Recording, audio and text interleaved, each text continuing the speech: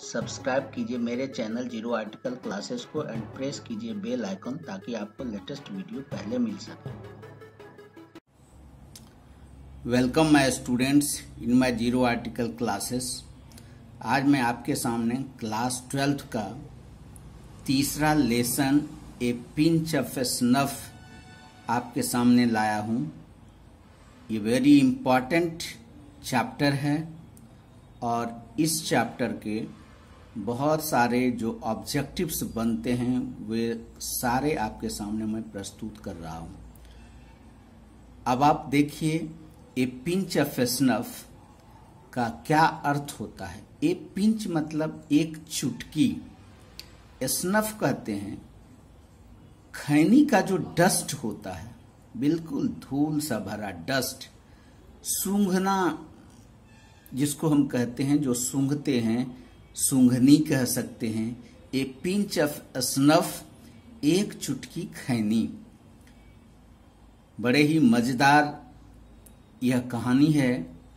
इस कहानी को लिखा है मनोहर माल गोयनकर ने। इस मनोहर माल गोयनकर इसके राइटर हैं और इंटरेस्टिंग ये कहानी है। इसमें कौन कौन से कैरेक्टर्स हैं, उस कैरेक्टर्स का नाम मैं आपके सामने रख रहा हूं, जिसमें पहला और इम्पॉर्टेंट कैरेक्टर है नानू काका। इसके बाद वेलफेयर मिनिस्टर, कल्याण मंत्री सोहन लाल रतिराम, यह फादर ऑफ रतिराम है। इस सोहन लाल रतिराम पार्टी बॉस है। एक कैरेक्टर है HB, मतलब हजरत बरकत अली, ये ट्रेड कमिश्नर हैं। इन सारे कैरेक्टर्स के इर्द गिर्द ये पूरी कहानी घूमती है। इस कहानी में मनोहर माल गोयनकर ने नानू काका का वर्णन किया है।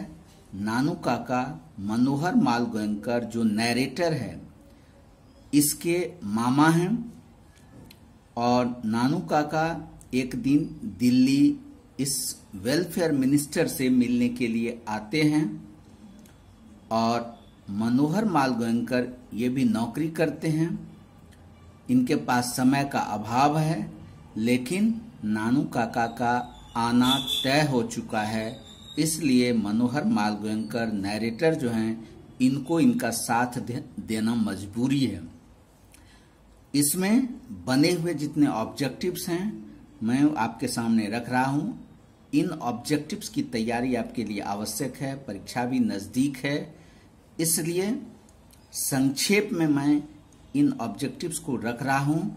और इसका एक नटसेल में सारांश यही है कि नानू काका आकर के कैसे कैसे मिनिस्टर से मिले, अपने दाव पेंच को लगा करके, यही और उसी दाव पेंच के दरमियान, मिलने के दरमियान ही बीच में वे एक चुटकी खैनी भी लेते हैं, आगे बात बनाते हैं, फिर मिलने की प्रक्रिया में लग जाते हैं।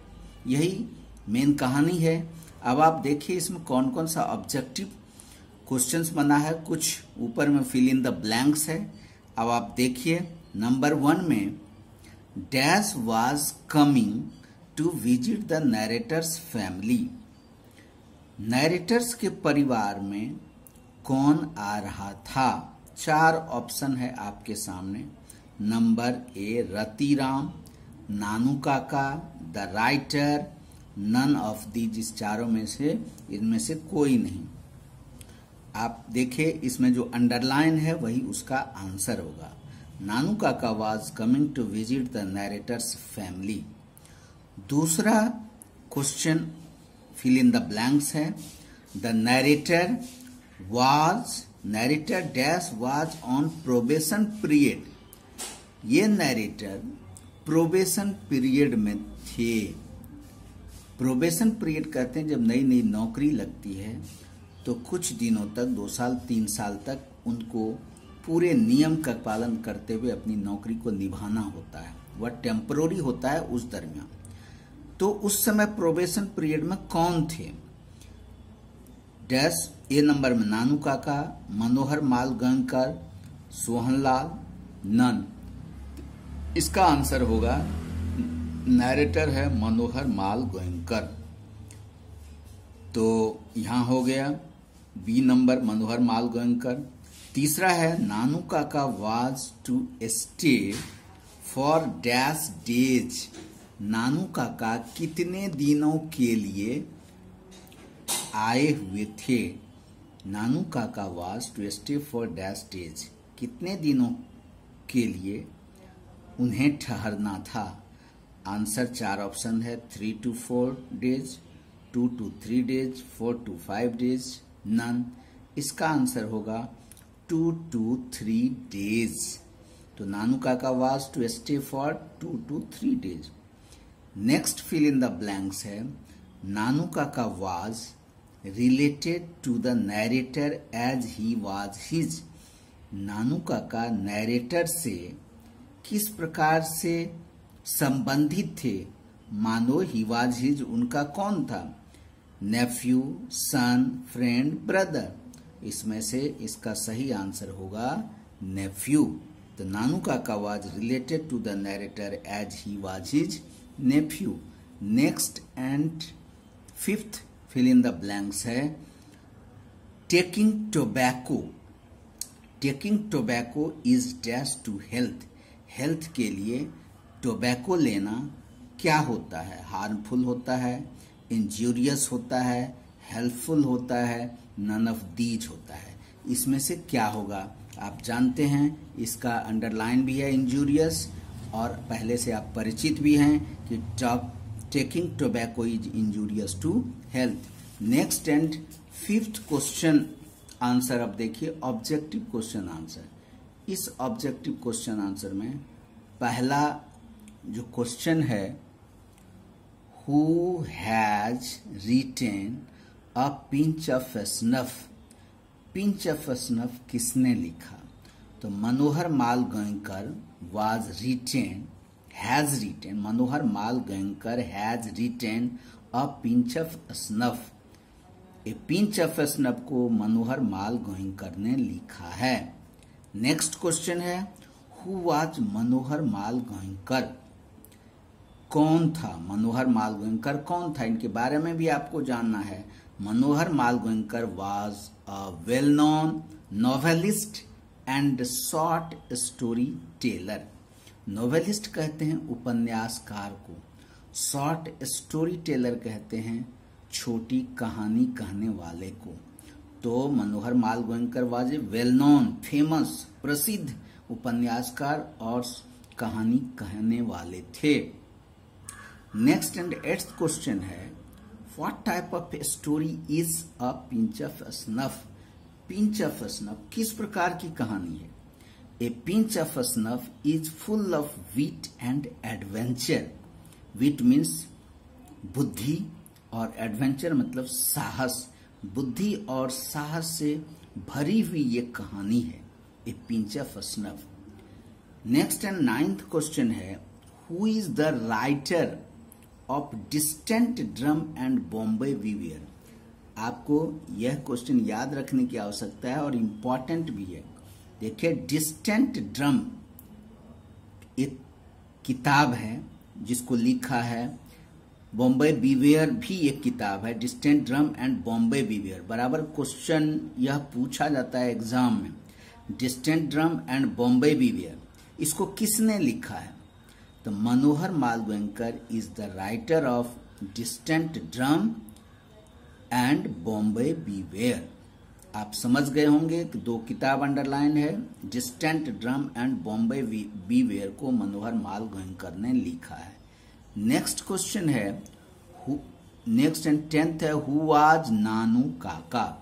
नानू काका के बारे में पहले भी आप जान चुके हैं, और एक क्वेश्चन भी अगर आपको आता है, हु वाज नानू काका, कौन थे। तो नानू काका was Manohar Mal Goyankar's maternal uncle. Maternal uncle, भांजा जिसको कहते हैं, उसको हम नानू काका was Manohar Mal Goyankar's maternal uncle, sorry भांजा नहीं, नानू काका was Manohar Mal Goyankar's maternal uncle.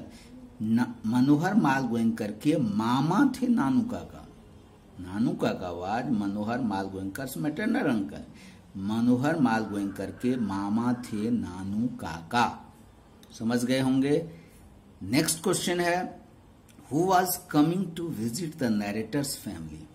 Narrator's के फैमिली में अर्थात मनोहर माल गोयनकर के परिवार में कौन मिलने आए हुए थे। जानते हैं कि नानू काका was coming to visit the narrator's family. Narrator's के फैमिली में नानू काका आए हुए थे। नेक्स्ट एंड 12th क्वेश्चन है, टू होम नानू काका was coming to meet. Nanu काका किससे मिलने के लिए आए हुए थे।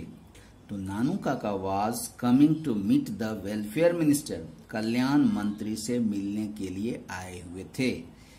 Next 13 and important question is, who was HB.